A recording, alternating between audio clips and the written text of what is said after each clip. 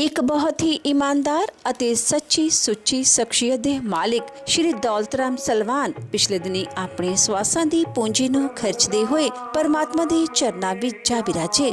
ਉਹਨਾਂ ਦੀ ਯਾਦ ਵਿੱਚ ਇੱਕ ਧਾਰਮਿਕ ਸਮਾਗਮ ਦਾ ਆਯੋਜਨ ਉਹਨਾਂ ਦੇ ਸਮੂਹ ਪਰਿਵਾਰ ਵੱਲੋਂ, ਜਿਨ੍ਹਾਂ ਵਿੱਚ ਰਿਤੂ, ਸ਼੍ਰੀ ਜਸ਼ਪਾਲ ਸੁੰਦਰ, ਰੇਖਾ, ਮੋਹਿਤ ਸ਼ਰਮਾ, ਸੁਧੀਰ ਸਲਵਾਨ, ਸ਼ੈਲੀ, तुषार, रुद्र, लक्ष्मी शर्मा, अभिलाष शर्मा, उज्जवल सुंदर, अमन सुंदर, हिमांशु सुंदर, काजल शर्मा, राहुल शर्मा, ऋषि शर्मा, क्यारा शर्मा ਅਤੇ ਉਹਨਾਂ ਦੇ ਸਮੂਹ ਪਰਿਵਾਰ ਵੱਲੋਂ ਮਹਿਫਿਲ ਪੈਲੇਸ ਗੁਰਦਾਸਪੁਰ ਰੋਡ ਸ਼੍ਰੀ ਹਰਗੋਬਿੰਦਪੁਰ ਸਾਹਿਬ ਵਿਖੇ ਕਰਵਾਇਆ ਗਿਆ, ਜਿਸ ਵਿੱਚ ਪੰਡਤ ਜੀ ਵੱਲੋਂ ਜੀਵਨ ਅਤੇ ਮੌਤ ਦੀਆਂ ਸੱਚਾਈਆਂ ਬਾਰੇ ਚਾਨਣਾ ਪਾਇਆ ਅਤੇ ਸਭ ਸੰਗਤਾਂ ਨੂੰ ਉਸ ਪਰਮਪਿਤਾ ਪਰਮਾਤਮਾ ਦੇ ਦਰਸਾਏ ਮਾਰਗ ਤੇ ਚੱਲਣ ਦੀ ਸਿੱਖਿਆ ਦਿੱਤੀ। ਸ਼੍ਰੀ ਦੌਲਤ ਰਾਮ ਸਲਵਾਨ ਜੀ ਦਾ ਜਨਮ ਪਿਤਾ ਸ਼੍ਰੀ ਮਸਤ ਰਾਮ ਸਲਵਾਨ ਜੀ ਦੇ ਘਰ ਮਾਤਾ ਸ਼੍ਰੀਮਤੀ ਸੁਮਿਤਰਾ ਦੇਵੀ ਜੀ ਦੀ ਕੁੱਖੋਂ ਸ਼੍ਰੀ ਹਰਗੋਬਿੰਦਪੁਰ ਸਾਹਿਬ ਵਿਖੇ 22 ਅਗਸਤ 1947 ਨੂੰ ਹੋਇਆ। ਆਪ ਜੀ ਬਚਪਨ ਤੋਂ ਹੀ ਬਹੁਤ ਹੀ ਸੁਗੜ, ਸਿਆਣੇ ਅਤੇ ਹੋਣਹਾਰ ਪ੍ਰਤਿਭਾ ਦੇ ਮਾਲਿਕ ਸਨ। ਆਪ ਜੀ ਨੇ ਆਪਣੀ ਪੜ੍ਹਾਈ ਪੂਰੀ ਕੀਤੀ ਉਪਰੰਤ ਆਪ ਜੀ ਨੇ ਆਪਣਾ ਕਰਿਆਨੇ ਦਾ ਕਾਰੋਬਾਰ ਸਲਵਾਨ ਕਰਿਆਨਾ ਸਟੋਰ ਦੇ ਨਾਮ ਅਧੀਨ ਸ਼ੁਰੂ ਕੀਤਾ।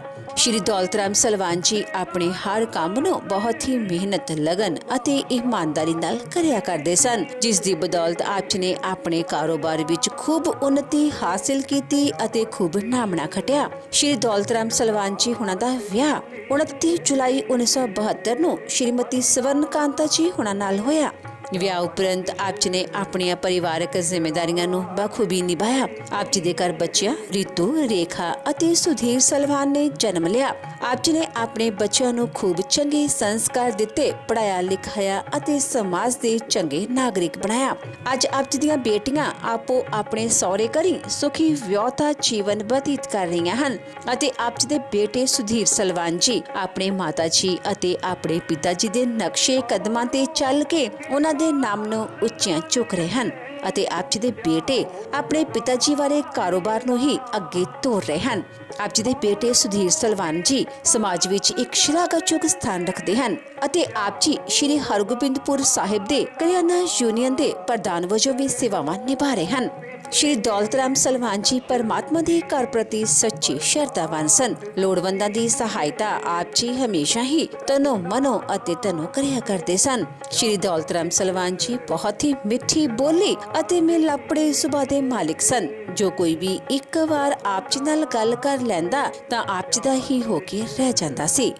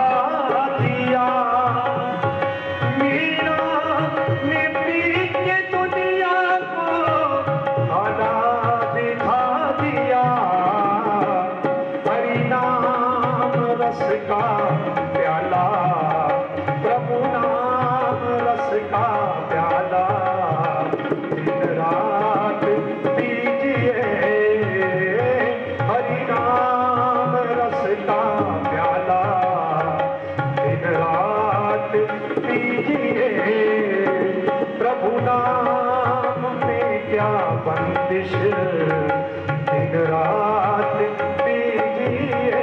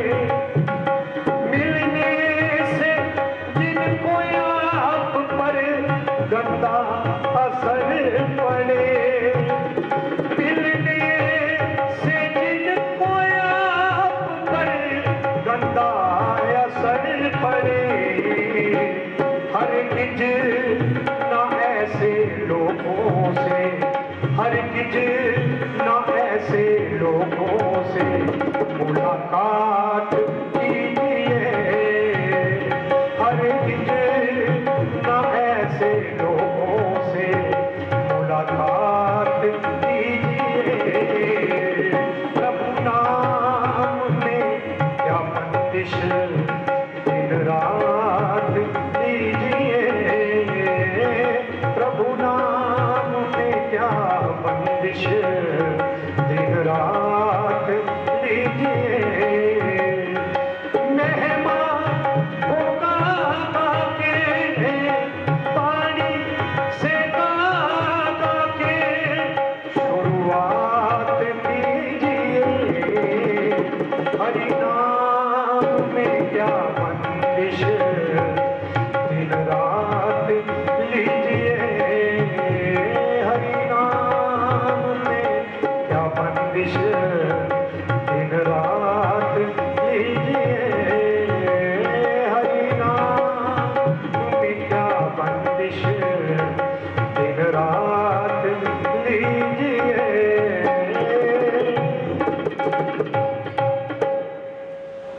प्रभु का नाम कोई बंदिश नहीं, जब दिल करे दिल में बिठाओ। और जैसे जैसे जब भगवान का नाम जीवन में आता है ना, जीवन आनंद में हो जाता है, चाहे व्यक्ति कितने भी कष्ट में क्यों ना हो। रामकथा में एक चौपाई तुलसी बाबा ने बड़ी सुंदर लिखी है, सबने रामकथा श्रवण करी होगी। जानकी मैया रावण की अशोक वाटिका में बैठी हुई है और त्रिजटा नाम की राम की भक्त है, वो त्रिजटा नाम की जो राक्षसी है वो पहरा कर रही है। तो मैया कहती है एक दिन कि पति के वियोग में भी क्या जीना, ऐसी जिंदगी क्या जिंदगी जिसमें पति ही संग में ना हो, कैसा जीवन। तो त्रिजटा से कहती है कहीं से लकड़ियां मंगवा दे, कहीं से आग मंगवा दे, चिता बना दे, ताकि मैं चिता में बैठ करके अग्नि लगा करके अग्नि में शरीर को समाप्त करूं, क्योंकि मेरे पति मेरे साथ नहीं। अच्छा, मरने की बात कौन करता है? जो सबसे दुखी हो संसार, जो सुख में है, जो आनंद में है, तो मरने की बात करेगा ही नहीं। तो कहेगा जितना जी ले अच्छा है। मरने की बात कौन करते हैं? जो बहुत दुखी वही करता है। तो आप विचार करिए कि हमारा दुख जानकी मैया से ज्यादा नहीं हो सकता। एक राजा की पुत्री, महलों में रहने वाली, गलीचों पे शाइन करने वाली, आज रावण की अशोक वाटिका में बैठ करके मरने की इच्छा करती है, कितनी दुख में हो। और सजनों, भगवान का नाम क्या है? यही बात उसी समय हनुमंत लाल जी उसी वृक्ष के ऊपर बैठ करके सुन रहे होते। वो भी गए हैं सीता मैया की खोज करने के लिए लंका। इसी बात को हनुमान जी भी अपने कानों से सुनते हैं, तो हनुमान जी की आंखों में आंसू आते हैं कि जिस मैया की तलाश करने के लिए मैं आया हूं, मैया तो मरने की बात कर रही। तो हनुमान ने कोई दवाई नहीं दी, कोई कुछ नहीं किया, कोई फरियाद नहीं की। ऊपर बैठ के तुलसी बाबा लिखते हैं कि रामचंद्र गुण बरने लागा, सुनते सीता कर दुख भागा। राम जी के नाम की महिमा को गाने लगे, उसी वृक्ष के ऊपर बैठ करके गाने लगे, भगवान के नाम को गाने लगे। क्यों गाने लगे? कि मैया का दुख कम होगा।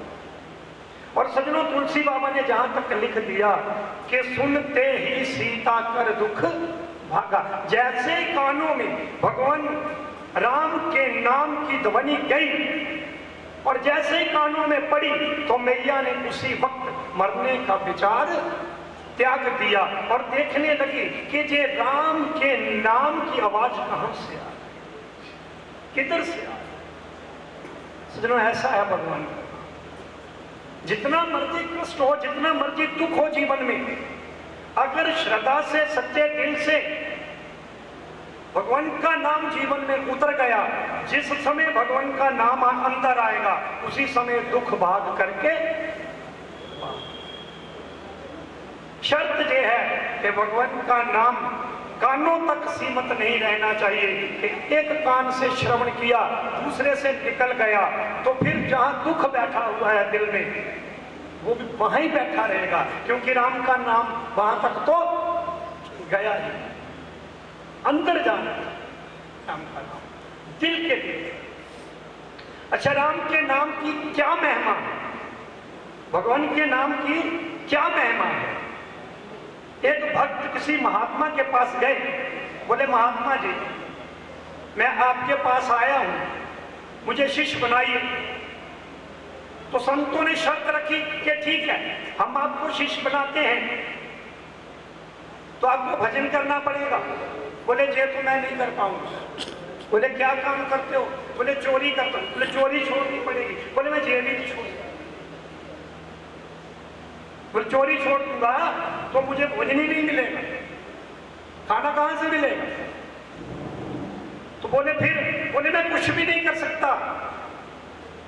तो संत होते ना, तो उसने कहा कि कोई नहीं, तू चोरी नहीं छोड़, कोई बात नहीं, भजन कर चाहे नहीं कर कोई बात नहीं, पर मैं तेरे को एक युक्ति बताता हूं, एक मंत्र बताता हूं, तेरा कल्याण हो जाए। उसने कहा क्या? बोले आपने ऐसे करना कि जब आप का अंतिम समय आए, जब जम आपको लेके जाएं, तो जम को कहना कि राम के नाम का फल क्या होता है, राम के नाम का फल क्या होता है ये मेरे को बताइए। तो अंत तो सबका आएगा, शरीर है, मृत्यु लोक है, जिसने जन्म लिया एक ना एक दिन शरीर तो उसको छोड़ना ही। तो उस व्यक्ति का अंत समय आया, जब जम लेके चले तो उसने जम के दूतों से प्रश्न किया कि मेरे को ये बताइए कि राम के नाम का फल क्या होता है, क्या लाभ होता है। तो जम के दूत बोले कि ये हमें तो पता नहीं है, पर हम धर्मराज के पास आपको लेके जा रहे हैं, वहां जाकर के धर्मराज जी से पूछते हैं कि भगवान के नाम का फल क्या होता है, राम के नाम का फल क्या होता है, वहां जाकर के पूछते हैं। तो वो धर्मराज की कचहरी में गए, तो बोले महाराज हम इस व्यक्ति को लेके आए हैं, पर ये कहता है कि मेरे को राम के नाम का जो फल है वो बताइए वो क्या होता है। तो धर्मराज ने कहा ये तो हमें भी ज्ञात नहीं है, हमें ऐसे करना पड़ेगा, हमें ब्रह्मा जी के पास जाना पड़ेगा। वो ब्रह्मा जी के पास गए इकट्ठे होके, बोले ब्रह्मा जी से पूछे कि इस व्यक्ति को धरती से लेके आए, ये कहता है कि राम के नाम का फल क्या होता है वो बताइए। अबे ब्रह्मा जी कहें ये तो मेरे को भी नहीं पता है, शंकर भगवान के पास चलते हैं।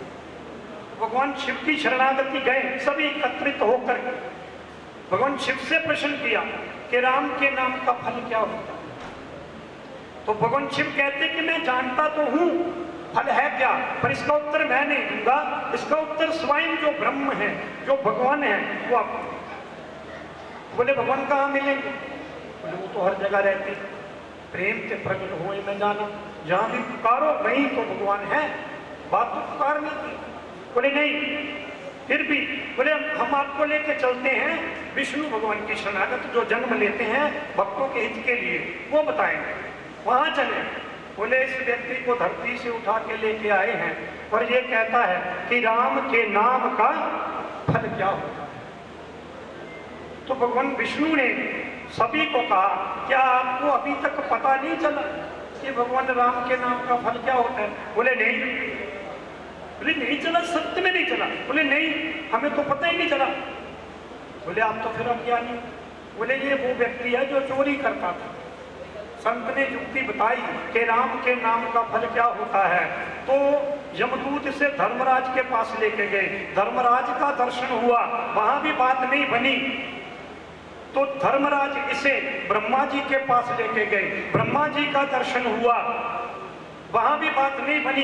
तो शिव का दर्शन करवाया और शिव मेरे पास लेके आ गए, जो मैं करता धरता हूं, सब कुछ करने कराने वाला हूं, मेरा भी दर्शन इसको हो गया। यही तो राम के नाम का फल।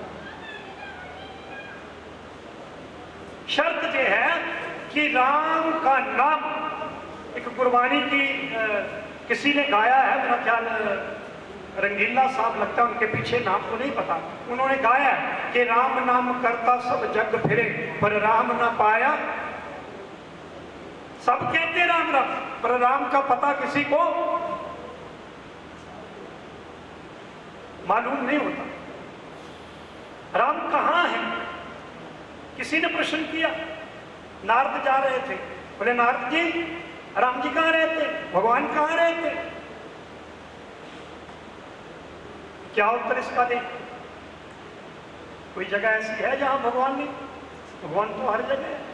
नारद जी ने क्या उत्तर दिया? नाम स्वामी वैकुंठे जोगी नाम हृदय नाचा।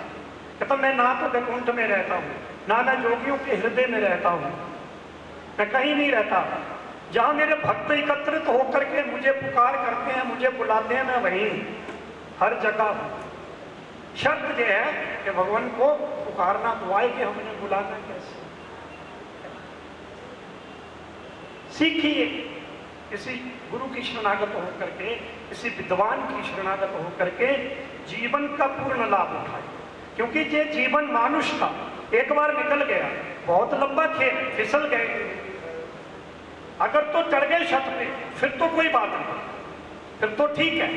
अगर फिसल गए तो 84 लाख है, बहुत लंबा, रेंगना भी पड़ सकता है। 5-5 हजार वर्ष बेल मछली की आयु है जो समुद्र में पड़ी रहती है, और 20-20 हजार सर्पों की आयु है जो वन में बड़े होकर के पड़े रहते हैं। ना चल सकते ना घूम सकते, एक ही जगह। ये 84 लाख का खेल है।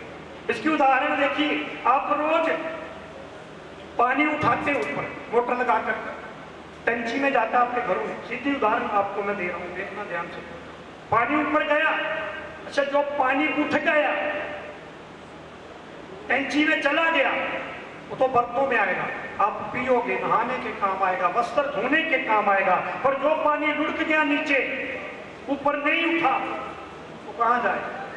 नाली की गंदगी में जाएगा। भाई ध्यान रखना। इसलिए इस जीवन से अगर ऊपर नहीं उठे, नीचे लुढ़क गए, तो फिर तैयार रहना गंदगी को झेलने। इसलिए जो अवसर मिले, जब भी मिले, भगवान का भजन कीजिए, सुमरन कीजिए, चिंतन। आओ मैं आपको भजन सुनाता हूं, प्रेम से श्रवण करना। प्रभु के चिंतन में समय को तू बिताया कर, प्रभु के चिंतन में समय को तू बिताया कर। बड़ा अनमोल है तेरा समय ना यूं गवाया कर। हरि के चिंतन में समय को तू बिताया कर, प्रभु के चिंतन में समय को तू बिताया कर।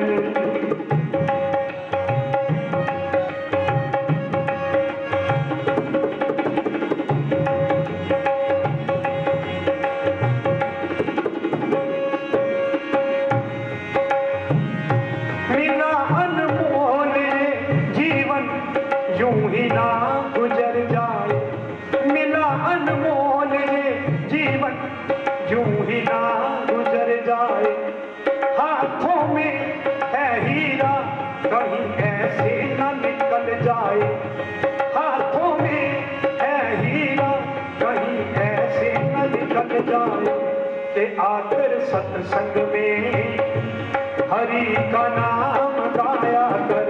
तू आकर सत्संग में हरि का नाम गाया कर। बड़ा अनमोल है तेरा समय ना यूं गवाया कर। प्रभु के चिंतन में समय को तू बिताया कर। हरि के चिंतन में समय को तू बिताया कर।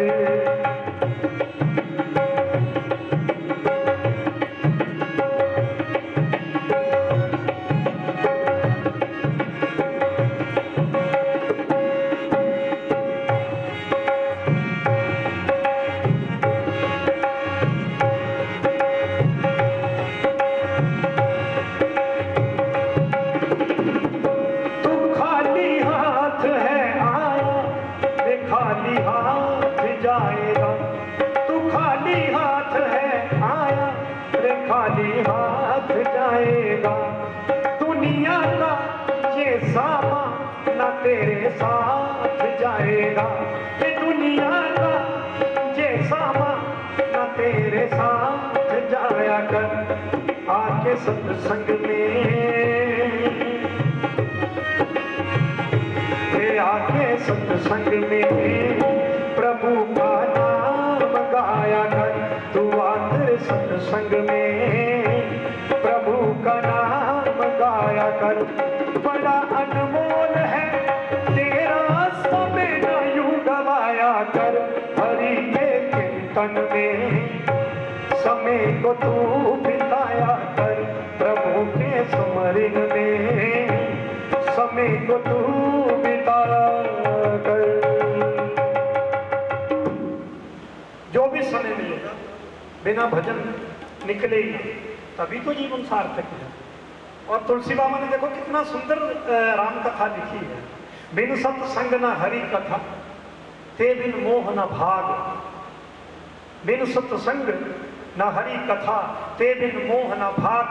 मोह गए बिन राम पद, होए न दृढ़ अनुराग। जीवन में सत्संग नहीं, प्रभु की कथा नहीं, तो मोह नहीं मिटेगा।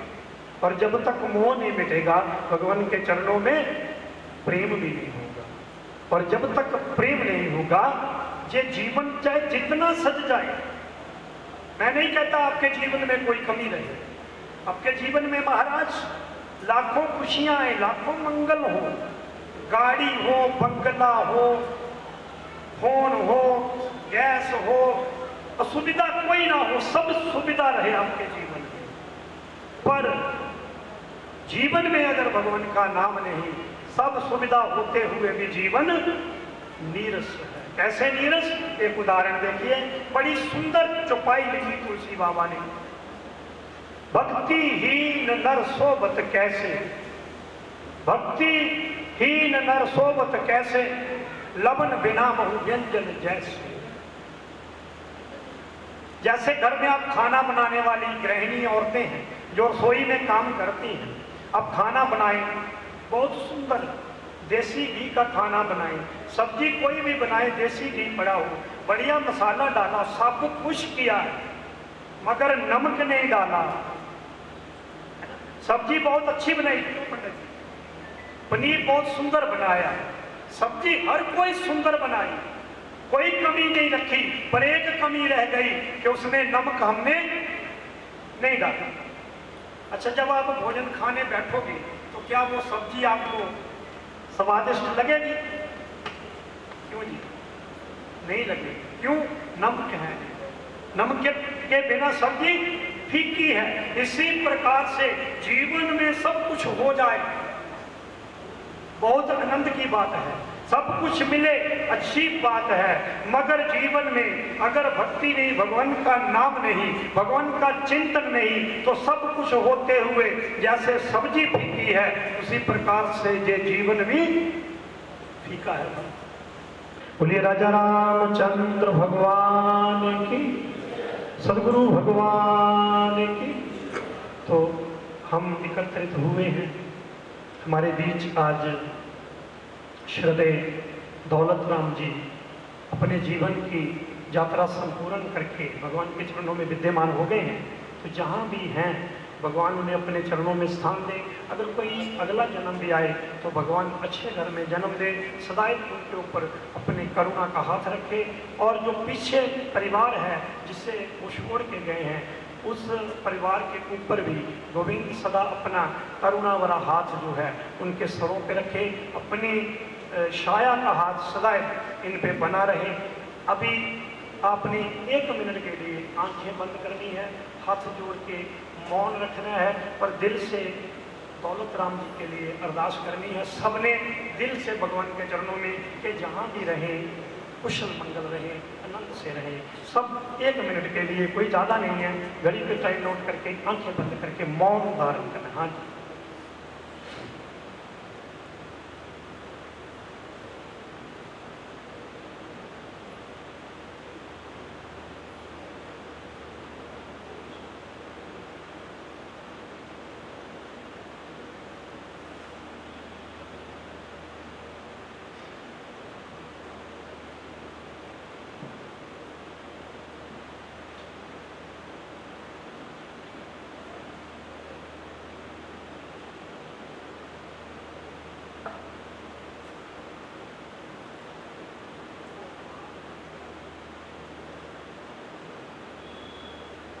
एक बार जय घोष करने। सियावर रामचंद्र भगवान की, राजा रामचंद्र भगवान की, सदगुरु भगवान की। तो इन्हीं शब्दों के साथ मैं अपनी वाणी को यहीं विराम दे रहा हूँ। आगे का कार्यक्रम पंडित जी बैठे हैं, जो रस्म क्रिया है, जो पगड़ी की रस्म होती है। पगड़ी का मतलब होता है पिताजी जाते समय जो छोड़ के कार्य अधूरा गए हैं, वो अपनी पगड़ी अपने बच्चों को दे के गए हैं, उनके सर पे रख के गए हैं कि जो मैं काम पूरा अधूरा छोड़ के जा रहा हूँ उसे आप पूरा करिए, समाज में सही तरीके से रहिए, ताकि मेरे नाम को कोई पट्टा ना लगे, मेरे नाम को कोई धब्बा ना लगे। बच्चों को ये संदेश दे के जाते हैं जाने वाले। पगड़ी का मतलब ये होता है कि जो पगड़ी हमने ऊपर रखी है उसको कभी भी हम दाग ना लगने दे, कोई ऐसा काम ना करे कि जिससे हमारे पिताजी की बदनामी। तो बच्चों के लिए ये प्रेरणा होती है, शिक्षा होती है, हमें सदैव अच्छा काम करना है। धन्यवाद। बाबा तुलसीदास जी रामदेव मानस में लिख देते हैं कि कर्म प्रधान विश्व कर राखा, और जो जस करा सो जस फल चाखा। इस संसार में ना काऊ सुख दुख कर दाता, और निज कित कर्म भोग कर भ्राता।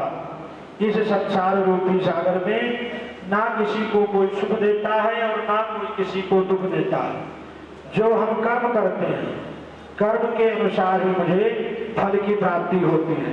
तो इसलिए अच्छे से अच्छे बाबा तुलसीदास जी लिखते हैं कि पर हित बस जिनके मन माही, तिन कहूं जग दुर्लभ कछु नाहि। इस संसार में जो दूसरों का हित चाहता है, दूसरों का कल्याण करता है, दूसरों का हित करता है, भगवान उस पर अवश्य कृपा प्रदान करते हैं। इसलिए ज्यादा कुछ ना कहते हुए, क्योंकि शास्त्री जी ने बताने में और समझाने में कोई किंचित मात्र कसर नहीं छोड़ा है, इसलिए समय भी पूर्ण है। और हमारे जो हल्का के पूर्व मेरे साथ भी आए हैं 2-4 मिनट, वो भी अपना श्रद्धा समर्पण करेंगे। और मंगत राम नंदा जी हमारे शहर से हैं, तो थोड़ा थोड़ा समय निकाल करके ये लोग अपना इस कार्यक्रम में सहानुभूति प्रकट करेंगे। मात्र 5 मिनट का समय है, हम भी अपना इस पाठ का विश्राम करवा दें। उसके बाद पगड़ी रस्म की क्रिया प्रारंभ की जाएगी। पक्षी राज गरुड़ भगवान से कहते हैं कि हे परमपिता परमात्मा, क्योंकि गरुड़ पुराण में भगवान हरि से, भगवान श्री विष्णु जी से पक्षी राज गरुड़ हर एक प्रकार के प्रश्न करते हैं। और हमारे सनातन में 18 पुराणों में से एक पुराण है गरुड़ पुराण, तो उसमें 16 अध्याय है। उस अध्याय के मात्र एक ही पृष्ठ बचा है, उस पर भगवान कहते हैं कि हे गरुड़, मुख से ऐसा वचन बोल करके उन्हें बार बार प्रणाम करके अंजलि बांध करके इस प्रकार के कहा कि हे प्रभु, हे देवादिदेव, हे नाथ, हे परमपिता परमात्मा, आपने अमृतमय वचनों को सुन करके अपने मुझसे भव सागर से तार दिया है।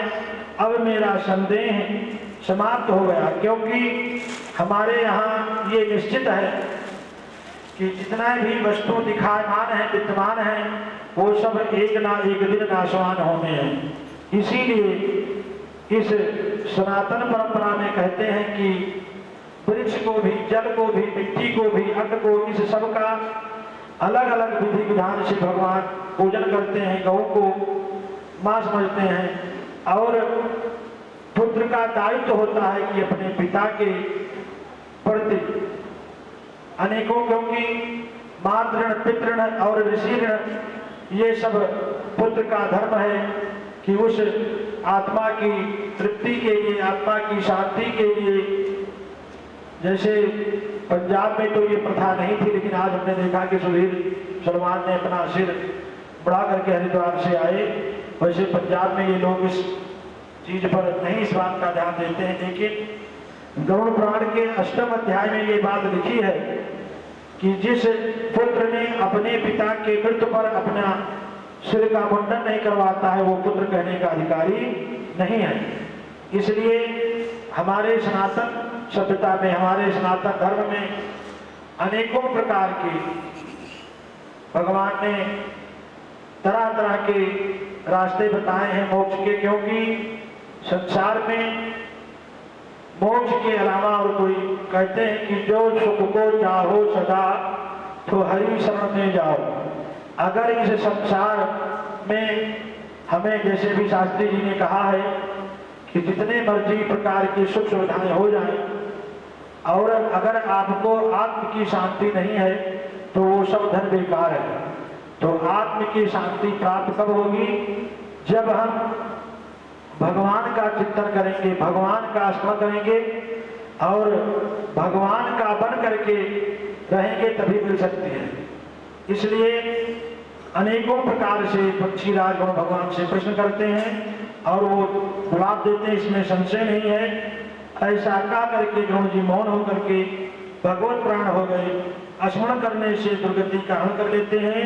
पूजन और यज्ञ के द्वारा जो सद्गति प्रदान करते हैं और अपने परम भक्ति के द्वारा जो मुक्ति प्रदान करते हैं, वही हरि मेरी रक्षा करिए।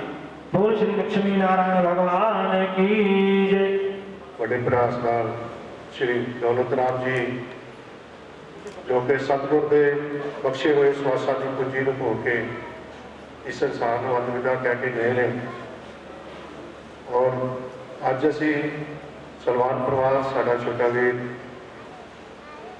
जिसका परिवार ਨੂੰ बहुत वड्डा घाटा पिया, अज साडे समाज ਨੂੰ बहुत वड्डा घाटा पिया। खास तौर पर श्री हरगोबिंद साहिब ਦੇ वासी ਜਿਹੜੇ कि हमेशा ही दौलत राम जी को किसी न किसी बहाने जाके कोई सिक्ख्या लेंदे सी।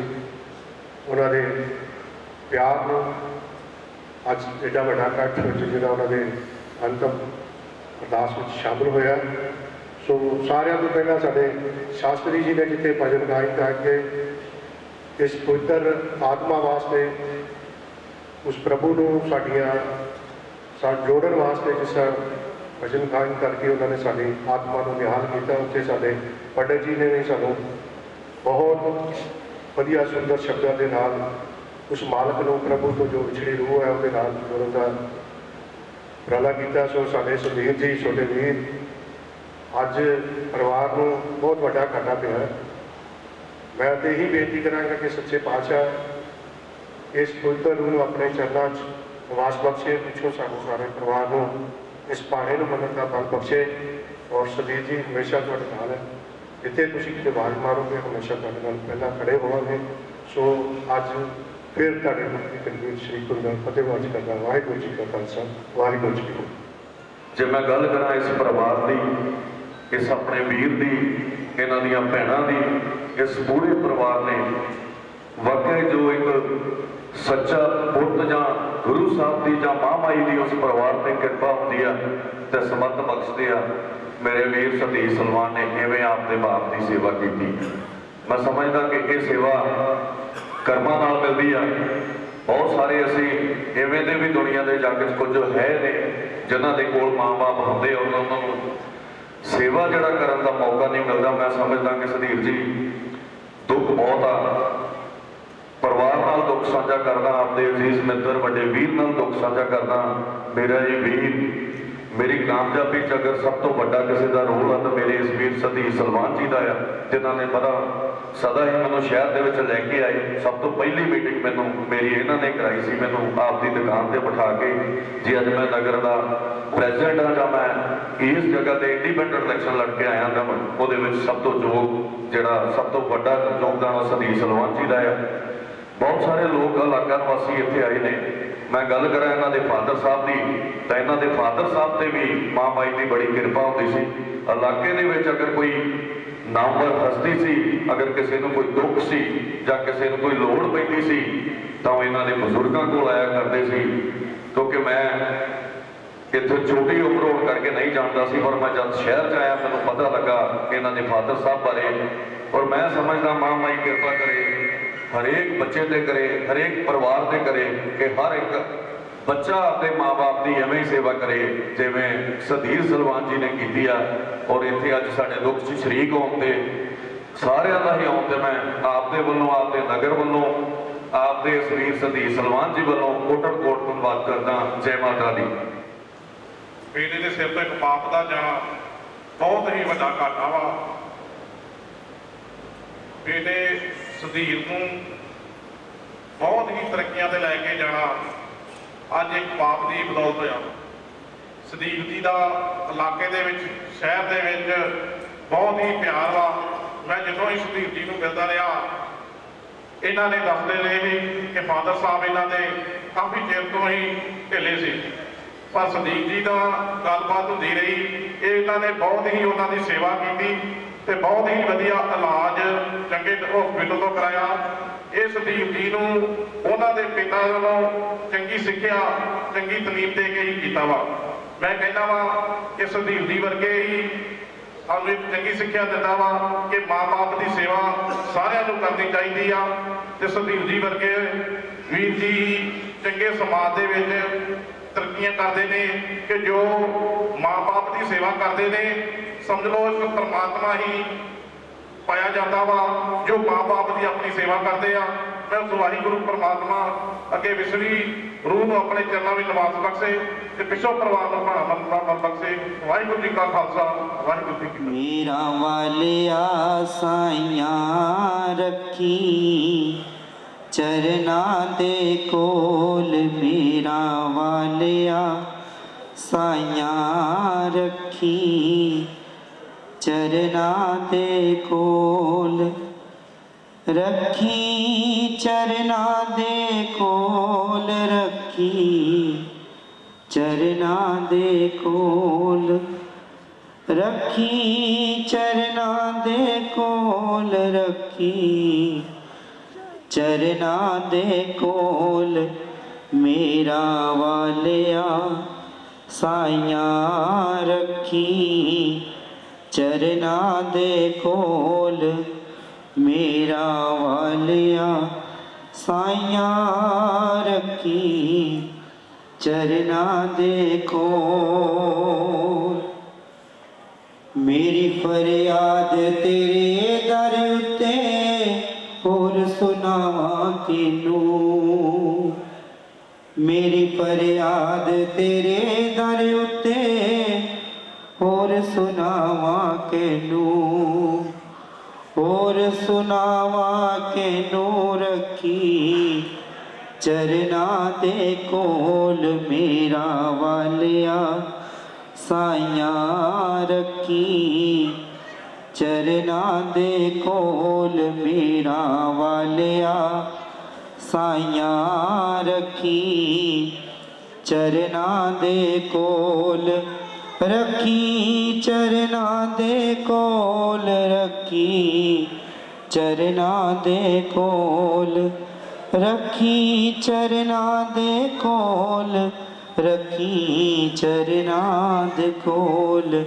ਮੇਰਾ ਵਾਲਿਆ ਸਾਈਆਂ ਰੱਖੀ ਚਰਨਾਂ ਦੇ ਕੋਲ, ਮੇਰਾ ਵਾਲਿਆ ਸਾਈਆਂ